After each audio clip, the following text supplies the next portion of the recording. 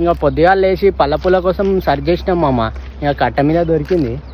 ఆ పుల్ల తెంపబోతా అంటే మొత్తం చెట్టు ఎరిగిపోయింది మామ. నా వల్ల కాదు, నేను హెవీ వెయిట్ వల్ల పందిలెక్కున్నాడు కాబట్టి. అంత మాట నవ్వు ఆపుకుంటున్నావు కదరా.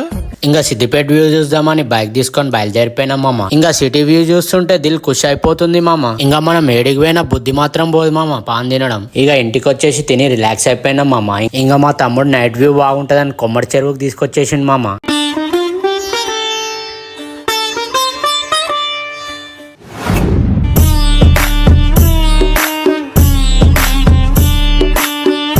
ఇదేంటో నాకు అర్థమైతలేదు మా మీకు తెలిసి ఉంటే కామెంట్ చేయండి. అసలు నా దరిద్రం ఏంటంటే అందరు ఇక్కడ లవర్లను పట్టుకొస్తే నేనేమో వీళ్ళని పట్టుకొచ్చిన మామ. ఇంకో దరిద్రం ఏంటంటే వీళ్ళు నా నమ్మకం మీద వచ్చింది మామ, ₹1 తెచ్చుకోకుండా. నేను ఎప్పుడైనా ఓపెన్ గా ఒక్కటే చెప్తాను బావ, నీ మీదే డిపెండ్ అయి ఉన్నాను. అది చెప్పడానికి నాకు ఎలాంటి సిగ్గు లేదు.